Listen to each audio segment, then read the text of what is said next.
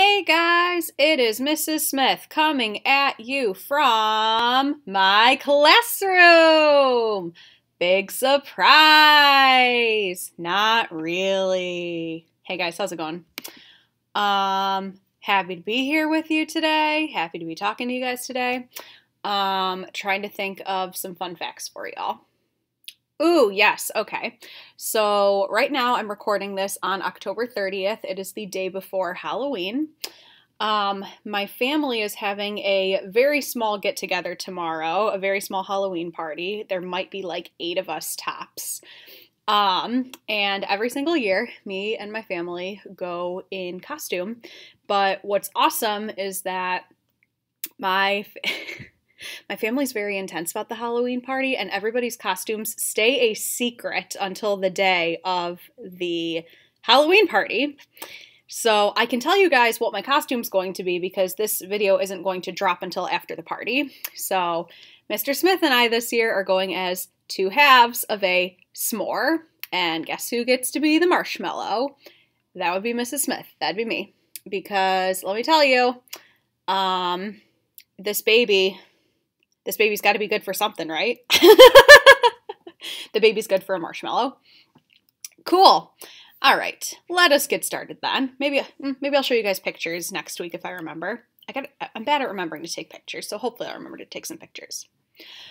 All right, you guys. So a couple weeks ago, we did our great big house in New Orleans, 40 stories high. Every room that I've been in filled with pumpkin pie. So we did that song. And then last week, I had you guys do half-note rhythmic dictation.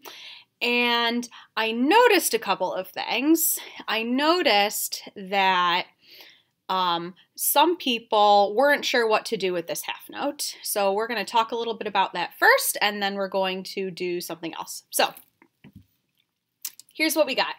We have 1, 2, 3, 4, 5, 6, 7, 8. We have 8 blank spaces.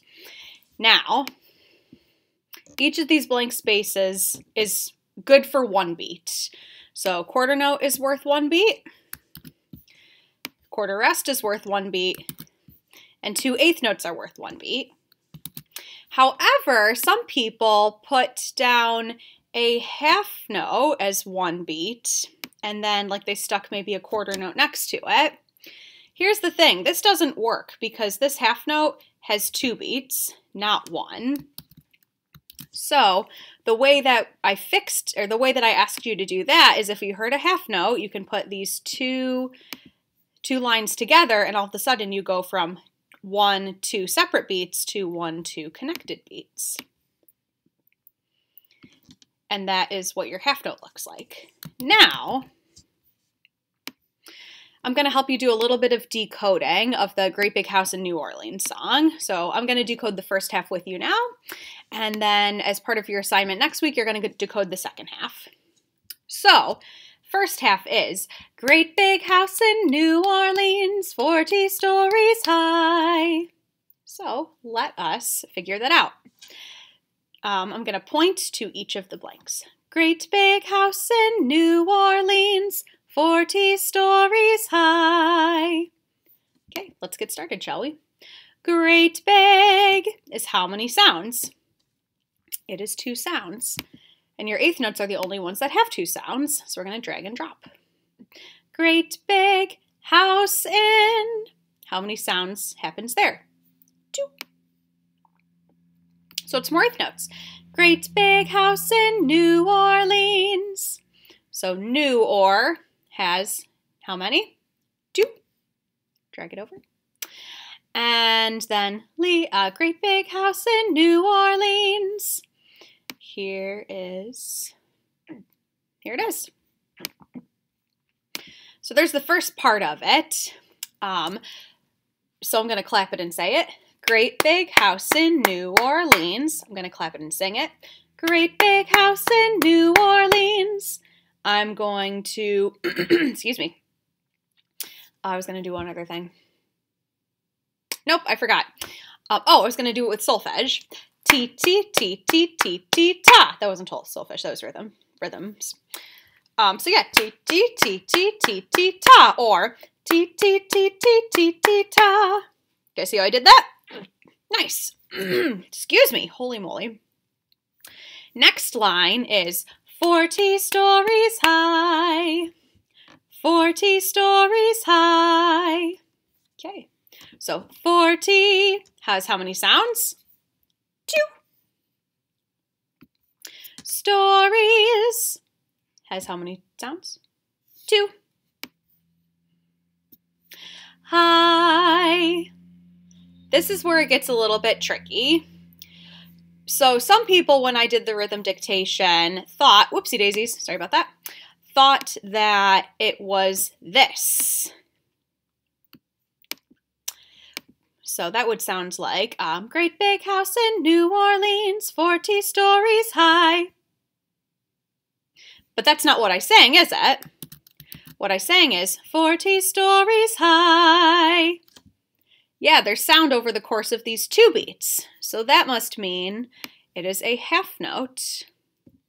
So I'm going to just drag and drop this line right over here to show that this is 2 beats long.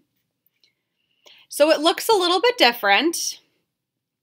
It's like, oh yeah. So you got to think, like, is it a quarter note and a rest, or is it a half note? So I'm going to sing that difference for you one more time, and then I'm going to give you your dictation for the week. So here's number 1. This is not it. 40 stories high. This is it. 40 stories high. Got it? Cool. All that being said, let's make this clean so that you can do your rhythm dictation for the week. Your rhythm dictation is the second half of that song. So I'm going to sing it, and then I'm going to sing it and clap it and see if that gives you guys a little bit of help. So here's number 1. Every room that I've been in filled with pumpkin pie. I'm going to clap it now. Every room that I've been in filled with pumpkin pie. Okay, and I'm going to do it a little bit slower, once each, and then we're going to do something different. Every room that I've been in filled with pumpkin pie. Or without my clapping. Every room that I've been in filled with pumpkin pie. Cool. All right, I wish you guys luck with that. In the meantime, let us switch over to music and mood. Ooh. I get a kick out of myself. So, music and mood.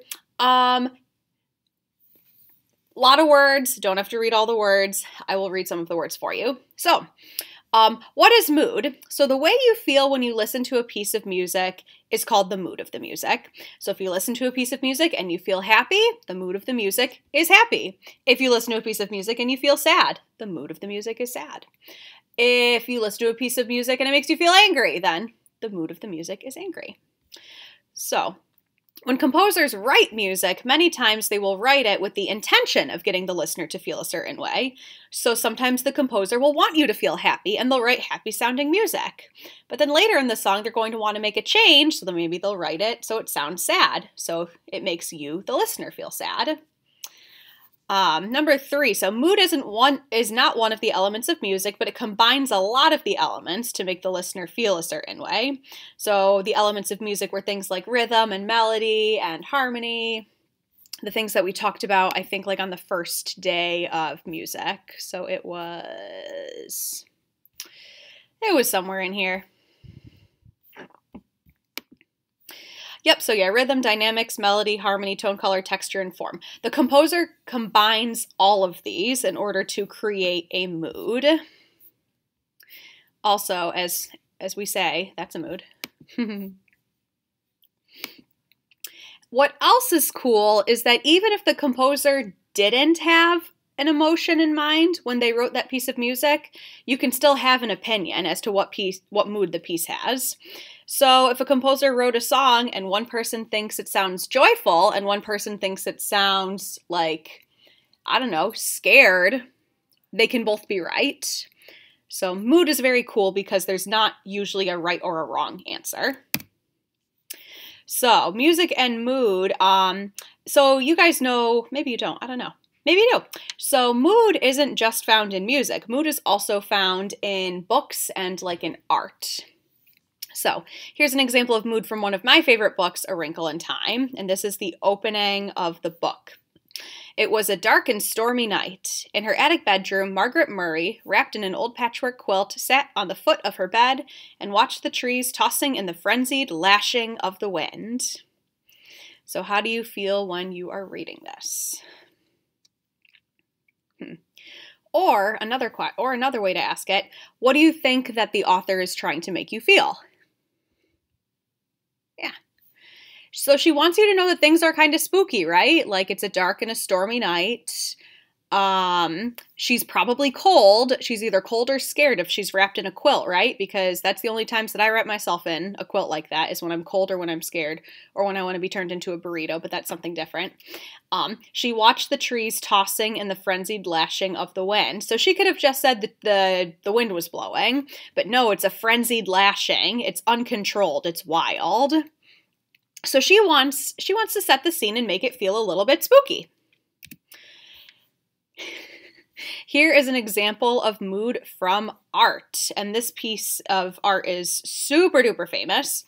It is called A Sunday Afternoon on the Island of Le Grand Jatte by Georges Seurat. And I don't know if I said that right because I took Spanish in high school, not French. So, how do you feel when you look at this painting? Yeah, giving you a couple seconds here. So this painting makes me feel a couple of different ways. It makes me feel, well, so today it's gray outside for like the 19th day in a row. So I look at this picture and I feel kind of wistful. Like I really miss the sunshine. That's wistful means that maybe you're missing something. It just feels so peaceful. Like I look at this and it makes me want to be there. Like I want to be in this I want to be having a picnic, or I want to be sitting and, making a bouquet of flowers, or I want to be like this guy who's just relaxing, or maybe this woman right here is fishing. This woman's just like looking out and watching the waves and the water, and there are these people rowing back here. Like, this just looks like a delightful place to be. Oh, look, there's a doggy. So this piece kind of makes me feel a little bit, or this painting makes me feel a little bit wistful. Makes me feel happy too. Makes me feel very calm. Cool. So here's a piece of music with animation. Now, so we are going to watch and listen to it. And then I'm going to have you close your eyes for part of it. And does it make the song sound different to you? So, actually, yeah, so let's...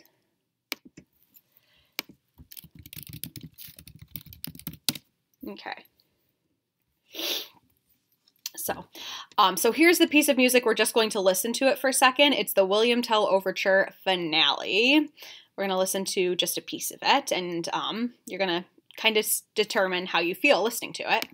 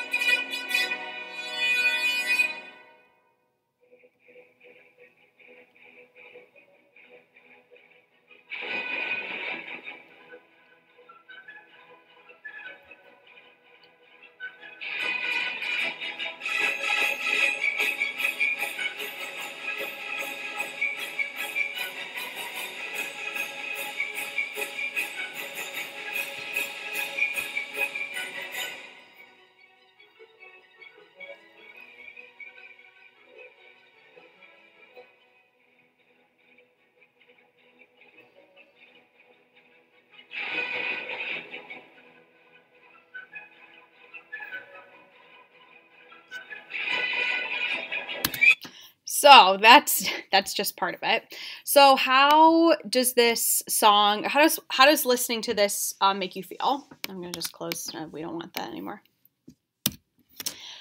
Okay. So when I hear that, what I think of is I kind of think like a day at the races. You know, like you're at the horse races. The horses are going by. Everybody's shouting. It's like you're at the Kentucky Derby. Go American Pharoah. Nah, I know that's an old reference.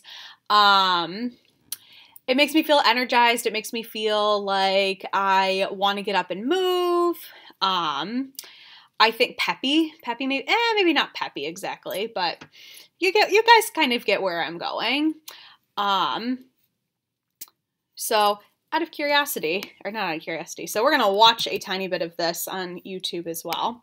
So this is going to be the same song, but now there's animation that goes with it, and I want to know if that changes your experience of what you've just heard. Oops.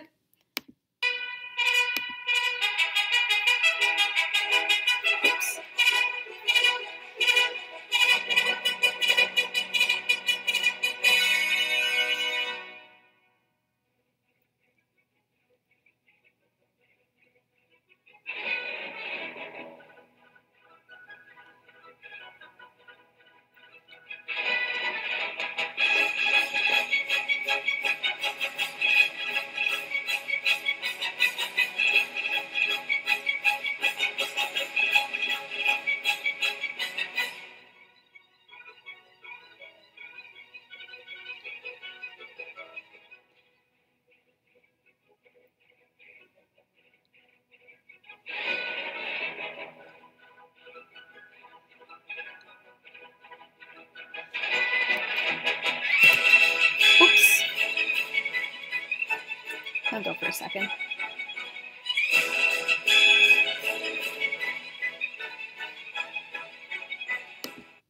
Okay, so if you want to keep watching that, maybe I'll throw a link in the Seesaw assignment. So this guy's called The Line Rider. He has a YouTube account. Yeah, Matthew Buckley, sorry. Yeah, so this is what he does. I don't know if it's for his living or in his spare time, but he does little line riders. They're so cool. So how does watching the music with the animation make you feel? Is it different than when you just heard the music? So for me, that adds kind of an element of fun to it and an element of surprise, because I think of like, oh, this sounds like a horse race. But when I see the little guys on a sled, I'm like, oh no, it's actually toboggan racing. Like, so that's a little bit of fun to it and a little bit of a twist, a little unexpected twist. So it makes it seem a little bit different for me. And maybe for you, it seems the same, and that's totally cool. So all that being said, so in addition to your rhythmic dictation, your assignment is to generate a list of 5 to 10 adjectives, known as descriptive words, that you think a piece of music can make you feel or how the music sounds. In other words, I'm describing the mood of music like happy, sad, scared, frightening, joyful, wistful. Like those are all the moods those are a bunch of the different moods that I just said. You are going to just list 5 to 10 different adjectives about that you think how a piece of music could make you feel. So here are my examples. You may not use them because I use them as examples, but I tried to choose really, I tried to use kind of obscure adjectives so that you guys didn't have to worry about copying mine. So I have pensive, bashful, cynical, morose, and genial as my examples. And if you want, you can look those up to see what they mean. But yes, so I'm looking for rhythm dictation and 5 to 10 adjectives for you next time, because I am going to generate a huge list and we're going to use that for an assignment in the future. Thank you guys for tuning in, for hanging in. I know you didn't have a choice, but I appreciate that you chose it anyways. I hope you guys, when you hear this, it'll be after Halloween, so I hope you guys had a lovely Halloween. I know it's different this year than it has been, which stinks. However, we do it because we do it, and that's what we do. Cool. All right, bye guys. Thank you.